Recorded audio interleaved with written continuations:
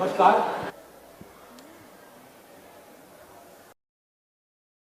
International purple fest के शुभारंभ के अवसर पर कार्यक्रम में हमारे बीच में उपस्थित गोवा सरकार के हमारे युवा ऊर्जावान मुख्यमंत्री श्री प्रमोद सावंत जी, यहाँ पर हमारे बीच में उपस्थित भारत सरकार के सामाजिक न्याय अधिकारिता मंत्रालय में हमारे साथ साथी राज्य मंत्री श्री रामदास अठावले जी, गोवा सरकार के समाज कल्याण मंत्री श्री सुभाष फल देसाई जी, हमारे बीच में विशेष रूप से उपस्थित श्री सांबी साहब जी, संयुक्त राष्ट्र भारत के रेजिडेंट कोऑर्डिनेटर, हमारे डिसेबिलिटी मंत्रालय के सचिव श्री राजेश अग्रवाल जी,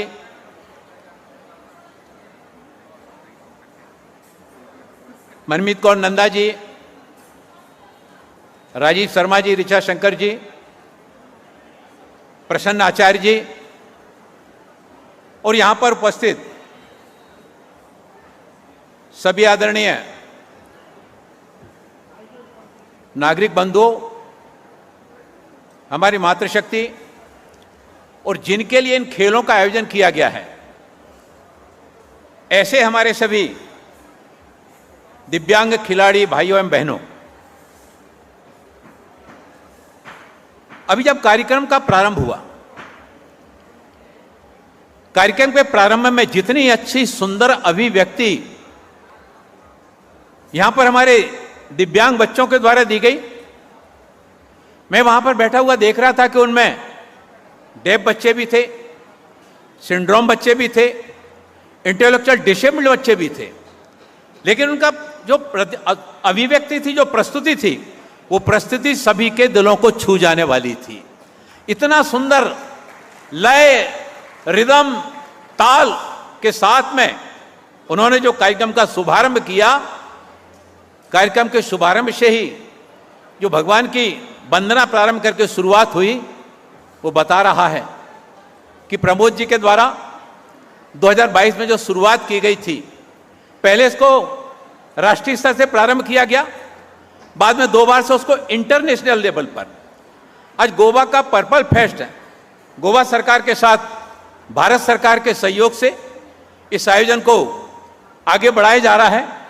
और जिस तरह से गोवा सरकार ने इतने बड़े आयोजन को, इतनी बड़ी संख्या में, इतने तरह के खेलों को, भी सुभाष फल देसाई जी बता रहे थे, कितने तरह के खेलों में और इतने सारे बच्चों का पार्टिसिपेट करना, ये सब खेल ही नहीं, ये उनके जीवन में उनके ऊर्जा को, उनके उत्साह के उमंग को, उनके अंदर छुपी हुई प्रतिभाओं को आगे बढ़ाने का एक बहुत बड़ा अवसर है। और मुझे यहां पर इस इंटरनेशनल पर्पल फेस्ट में आने पर जो प्रसन्नता और खुशी का एहसास हो रहा है, यह पूरे विश्व के लिए एक संदेश देने वाला आयोजन है। पूरे विश्व के लिए समावेशन, सशक्तिकरण और प्रेरणादायी संदेश लेकर ये इंटरनेशनल पर्पल फेस्ट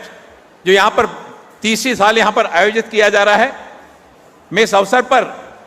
इस बात को विशेष रूप से उल्लेखित करना चाहता हूँ कि इस अंतर्राष्ट्रीय पर्पल फेस्ट से प्रेरणा लेकर देश के कुछ अन्य राज्यों ने भी और वहाँ पर पर्पल फेस्ट को शुरुआत करने का शुभारंभ किया है। इस तरह के आयोजनों से पूरे देश में समावेशन और सुगमता की भावना को मजबूत किया जा रहा है। हमारे दिव्यांग खिलाड़ियों के लिए इस तरह के आयोजन अंतर्राष्ट्रीय स्तर पर अपनी प्रतिभा को आगे बढ़ाने के लिए, अपनी प्रतिभा के बल पर अपना स्थान बनाने के लिए एक स्वर्णिम अवसर के समान होते हैं। पर्पल फेस्ट का उद्देश्य ऐसे समाज का निर्माण करना जहां हर व्यक्ति को अपनी क्षमताओं के अनुरूप समान अवसर, सम्मान मिले और हमारे खिलाड़ी जिन्होंने अपने अपने गांव में, अपने अपने कस्बों में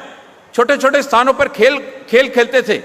लेकिन उनको जब अपने गांव से, अपने शहर से, अपनी राज्य की सीमाओं से आगे बढ़कर इस तरह के इंटरनेशनल फेस्टिवल में, पर्पल फेस्ट में आने का जब अवसर मिलता है, उनको लगता है हम छोटे तालाब से निकलकर हमको समुद्र में तैरने का अवसर मिला, हमको समुद्र में तैरने का, जीवन में आगे बढ़ने का सौभाग्य मिला। और इस समावेशी सोच को ही हमारी नीतियों, सामाजिक संरचनाओं को मूल बनाते हुए यूनिवर्सल डिजाइन इस तरह से तैयार किया गया है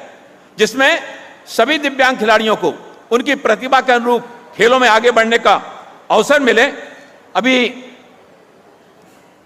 ग्वालियर में सामाजिक न्याय अधिकारिता मंत्रालय के द्वारा देश के पंतप्रधान आदरणीय नरेंद्र मोदी जी के नेतृत्व में एक दिव्यांगजनों के लिए समर्पित श्रद्धेय अटल बिहारी वाजपेयी दिव्यांग खेल केंद्र स्टेडियम का निर्माण कार्य कराया गया है। लगभग 170 करोड़ रुपए की लागत से वह खेल स्टेडियम बनाया गया है जहां दिव्यांगजनों के उनकी सारी संरचनाओं को ध्यान में रखते हुए तरह तरह के कोर्ट के निर्माण कार्य कराए गए। वहां पर हॉस्टल भी बनाया गया है जहां पर आज बड़ी संख्या में दिव्यांग खिलाड़ी अलग अलग संगठनों के माध्यम से साल भर वहां पर प्रैक्टिस करने के लिए आते हैं। और इस तरह के प्रैक्टिस करने के काम से जब वो आगे बढ़ते हैं तो आप देखते हैं कि अभी दिल्ली में जवाहरलाल नेहरू स्टेडियम में जो भी पैरा ओलंपिक 2025 का विश्व पैरालंपिक एथलेटिक्स चैंपियनशिप का आयोजन किया गया, जिसमें आपको बताते हुए बड़ी प्रसन्नता हो रही है कि हमारे भारत के दिव्यांग खिलाड़ियों में प्रतिभा की कमी नहीं है। और भारत ने इस विश्व पैरा एथलेटिक्स चैंपियनशिप में 6 स्वर्ण पदक जीतने का काम भारत के दिव्यांग खिलाड़ियों ने किया। उसमें 9 रजत पदक जीतने का काम हमारे दिव्यांग खिलाड़ियों ने भी किया और 7 कांस्य पदक जीतने का काम हिंदुस्तान के हमारे दिव्यांग खिलाड़ियों ने किया। इस तरह के इंटरनेशनल पर्पल फेस्ट के आयोजन ऐसे खिलाड़ियों को जीवन में आगे बढ़कर और अपनी प्रतिभा को प्रदर्शन करने के लिए अवसर प्रदान करेंगे। 73 सदस्यीय दल था और 73 सदस्यीय दल में से 22 स्वर्ण पदक जीते। इसके पहले जब 2016 में जो पैरा ओलंपिक खेलों का आयोजन हुआ उसमें हमारे देश के 19 खिलाड़ी भाग लेने के लिए गए थे। 4 पैरा ओलंपिक हमारे खिलाड़ी जीत के आए थे। फिर 2020 में टोक्यो में जब पैरा ओलंपिक खेलों का आयोजन हुआ तो उसमें हमारे 54 खिलाड़ी भाग लेने के लिए गए थे, पैरा ओलंपिक खिलाड़ी, दिव्यांग खिलाड़ी,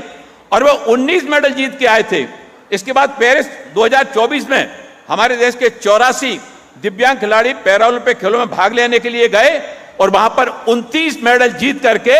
एक कीर्तिमान बनाने का काम हमारे दिव्यांग खिलाड़ियों के द्वारा किया गया। अभी हम मुंबई की एक बेटी का उल्लेख करना चाहते हैं। हमारे मुंबई की बेटी है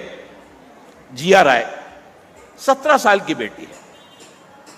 और वो ऑटिज्म से ग्रसित होने के बावजूद भी उस 17 साल की बेटी ने इंग्लिश चैनल और कैटानीली चैनल को पार करके,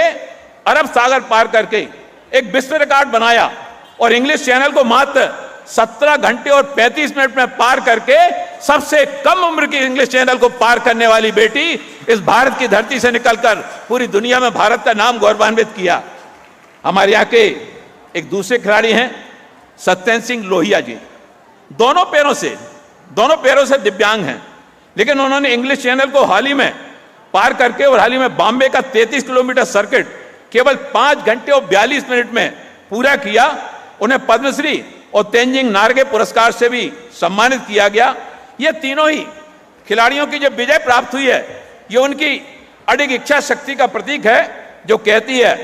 हार केवल तब होती है जब मन हार जाता है। मन में अगर विश्वास होता है, संकल्प अगर दृढ़ इच्छा शक्ति प्रबल होती है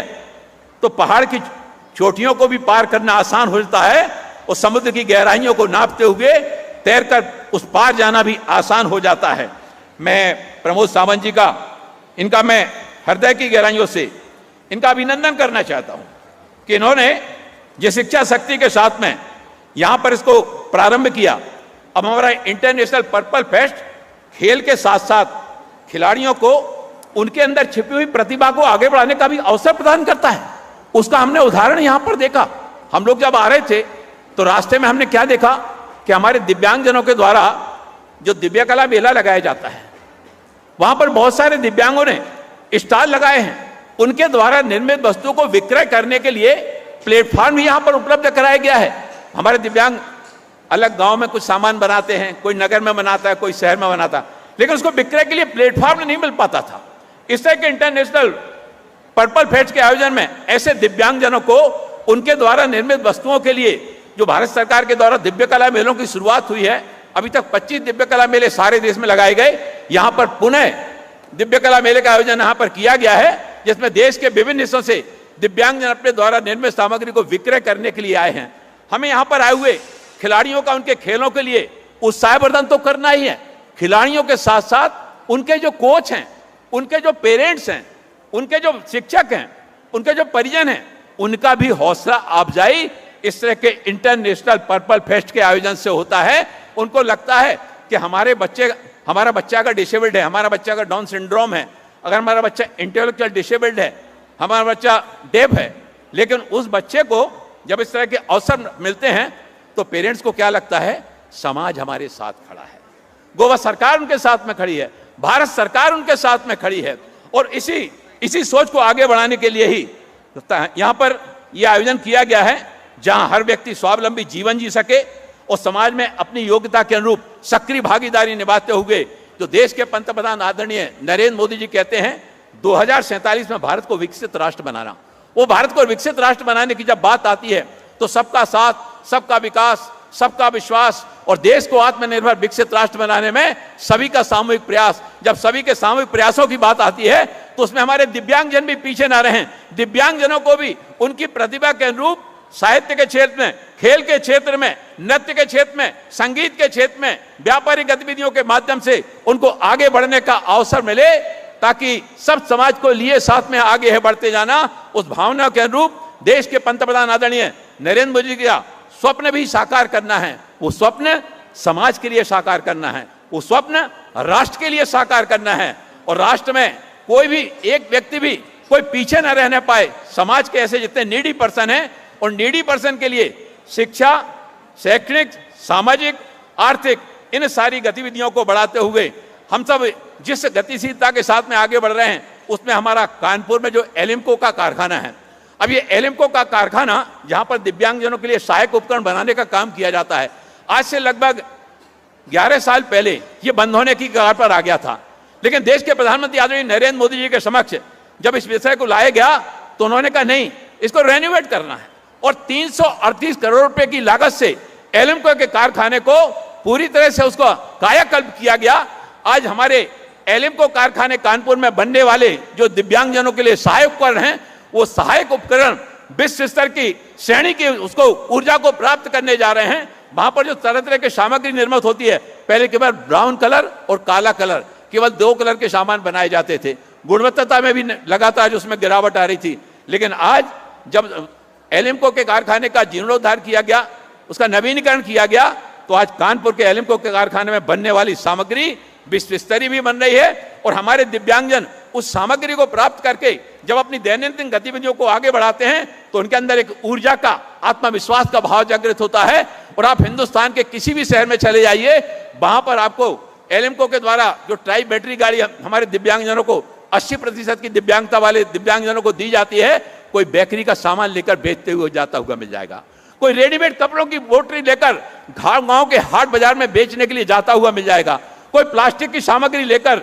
बेचने जाने के लिए मिल जाएगा, तरह तरह की सामग्री का उपयोग करने के बेचने के लिए जाता हुआ मिल जाएगा। भाई हमारे बहुत से दिव्यांगजन जो कोचिंग का काम करते थे, घर पर रहकर बच्चों को पढ़ाते थे, लेकिन दूसरे स्थान पर नहीं जा पाते थे, आज ये बैटरी वाली गाड़ी जब उनको मिली तो वो आज 4-5 घरों में जाकर और बच्चों को पढ़ाने लगे हैं। इससे उन दिव्यांगजनों का परिवार में तो सम्मान का भाव बढ़ा ही, समाज में भी दिव्यांगजनों को सम्मान की दृष्टि से देखने का भाव बढ़ा है। और आज जब दिव्यांग जब बाजार से लौटता है, सामान बेचकर घर आता है, तो परिवार के परिजन कहते हैं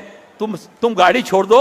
बैठकर मुंह हाथ धो, चाय पियो, नाश्ता करो, हम गाड़ी हम रख देंगे, सामान हम रख देंगे। इसी तरह के सोच को आगे बढ़ाने के लिए इस तरह का जो इंटरनेशनल पर्पल फेस्ट आज 30वें वर्ष में आज जो जा रहा है, मैं ऐसे सफल आयोजन के लिए प्रमोद सावंत जी को, राज्य सरकार के सभी हमारे सुभाष फल देसाई जी को, उनके आयुक्त महोदय जी को, और उन सभी संगठनों को, जिन संगठनों ने इस इंटरनेशनल पर्पल फेस्ट में अपना सहयोग किया है, उन सभी के लिए हृदय से आभार और धन्यवाद करता हुआ इन शब्दों के साथ मैं अपनी वाणी को विराम देना चाहता हूं कि जिंदगी की हर कमी जो भूल जाता है, जिंदगी की हर कमी जो भूल जाता है, हौसला रखता सदा ही मुस्कुराता है, क्या हुआ है वह आंख से जो देख नहीं पाता है, दिव्य दृष्टि से नजर सबूत को आता है, क्या हुआ जो हाथ से लिख नहीं पाता है, क्या हुआ जो पैरों से चल नहीं पाता है। दौड़ जीवन की मगर वह जीत जाता है। इंटरनेशनल पर्पल फेस्ट जैसे आयोजनों से अपने लक्ष्य को, मंजिल को पा ही पा जाता है। बहुत बहुत आभार, बहुत बहुत धन्यवाद।